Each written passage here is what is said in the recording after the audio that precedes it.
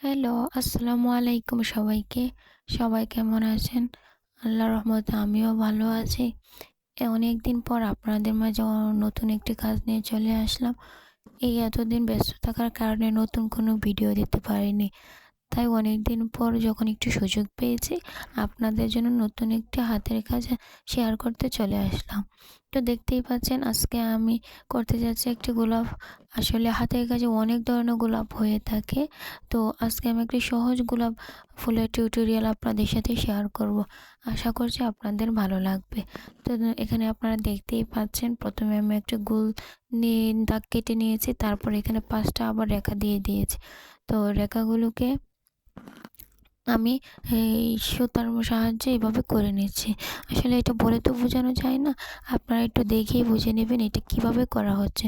একটু মনোযোগ দিয়ে খেয়াল করলেই হয়ে যাবে। একদম সহজ, আপনারা খেয়াল করলেই বুঝতে পারবেন এটা কিভাবে করা হচ্ছে।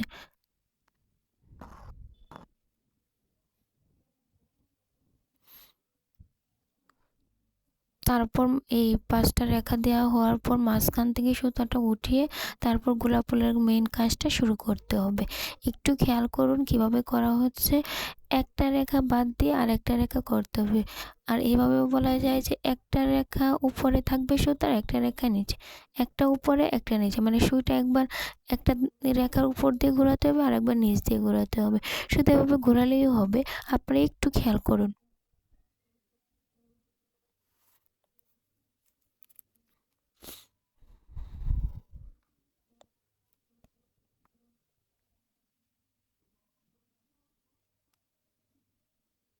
দেখে নিশ্চয়ই বুঝতেই পারছেন, সুইটা একবার নিচে যাবে একটা রেখার, আর একবার উপরে থাকবে। একবার নিচে, একবার উপরে। শুধু এইভাবেই যাবেন, তাহলে দেখবেন সুন্দর একটি গোলাপ ফুল আপনার তৈরি হয়ে যাবে।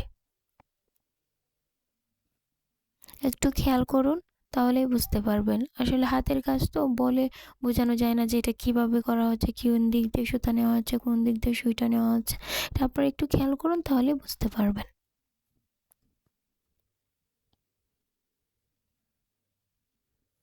এই তো দেখুন আস্তে আস্তে গোলাপ ফুলটা ফুটে উঠছে। ধীরে ধীরে আস্তে আস্তে করলে এটা আরো বেশি সুন্দর হয়। তাড়াহুড়া করবে না। যেকোনো হাতের কাজের ক্ষেত্রে তাড়াহুড়া করা যাবে না। আস্তে আস্তে মন দিয়ে গুরুত্ব সহকারে মনোযোগ দিয়ে একটা কাজ করলে অবশ্যই সেই কাজ সুন্দর হবে। এই যে দেখুন ফুলটা আস্তে আস্তে বড় হচ্ছে আর ফুলের ভাবটা ফুটে উঠছে। একটু খেয়াল করুন, দেখুন কিভাবে করা হচ্ছে। কোনো কঠিন না কাজটা। একবার উপরে আরেকবার নিচে। একটা রেখার একবার সুতাটা উপরে থাকবে, আরেকবার নিচে থাকবে।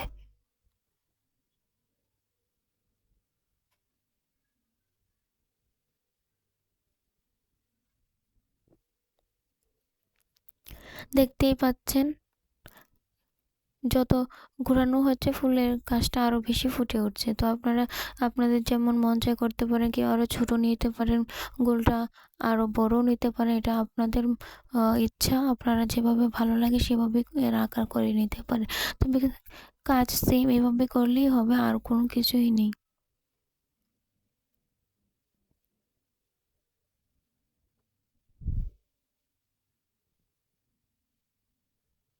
আসলে এতদিন আমি নিজেও একটু অসুস্থ ছিলাম। তারপর আমাদের বাসায় মেহমানও ছিল।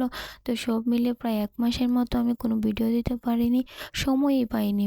আসল কথা হলো কোনো সময়ই পাইনি। ব্যস্ত ছিলাম অনেক। তো ইনশাআল্লাহ এখন থেকে নিয়মিত ভিডিও দেওয়ার চেষ্টা করব। আপনারা আমার পাশে থাকবেন। আমার চ্যানেলটার পাশে থাকবেন, সাবস্ক্রাইব করবেন আর ভালোবাসা দিবেন। আপনাদের সহযোগিতা ছাড়া আসলে সামনে এগিয়ে যাওয়া কখনোই সম্ভব না। তো অবশ্যই আমাকে সহযোগিতা করবেন, আমার পাশেই থাকবেন।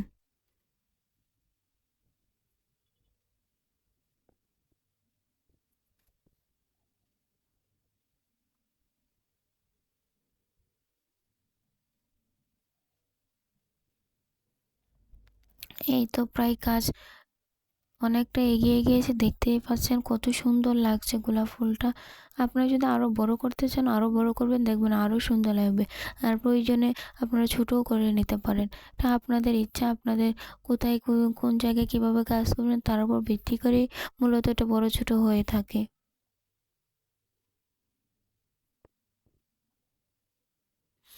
দেখেছেন কত সুন্দর করে ফুটে উঠেছে মাকড়সার জালের মতো। হ্যান্ড এমব্রয়ডারিতে অনেক ধরনের গোলাপ ফুল করা যায়। এই কিন্তু সবথেকে আমার মনে হয় এই ফুলটা করাই সবথেকে সহজ। আরও অনেক ধরনের আছে, এগুলো আস্তে, আস্তে ইনশাআল্লাহ আপনাদের সাথে শেয়ার করব। আপাতত আপনাদের সাথে সহজ একটা গোলাপ ফুলের টিউটোরিয়াল শেয়ার করলাম, যেন সবাই সহজে করতে পারে। আর কাজ তো সহজেই হওয়া উচিত, তাই না?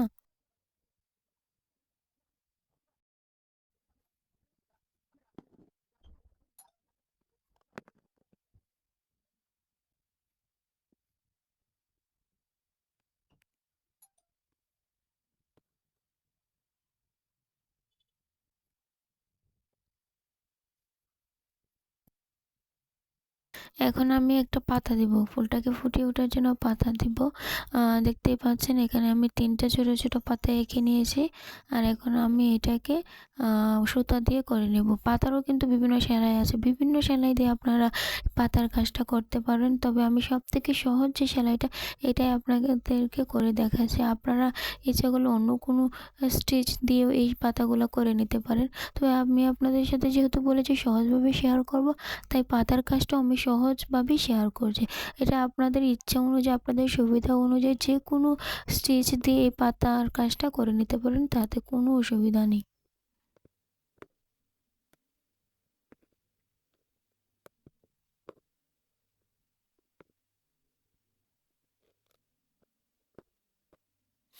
দেখতে পাচ্ছেন ফুলটার সাথে পাতাগুলো দেওয়ার পর কিন্তু ফুলটা আরও বেশি ফুটে উঠেছে। কত সুন্দর লাগছে! আপনারা আপনাদের ইচ্ছে অনুযায়ী আরও পাতা, ফুল, ডাল আপনারা জামায়, পাঞ্জাবি যেকোনোতে যা কাজ করেন না কেন, যেভাবে ভালো লাগে সেইভাবে আপনাদের মনের মতো এঁকে তারপর এই ফুলটাকে ফুটিয়ে তুলতে পারবেন।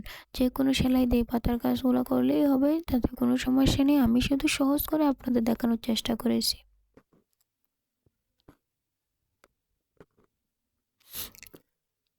এই যে দেখুন কত সুন্দর লাগছে! একটা ফুল, তার মধ্যে ৩ টা পাতা, একদম সুন্দর ফুটে উঠেছে। আজকে তাহলে এ পর্যন্তই। ধন্যবাদ সবাইকে।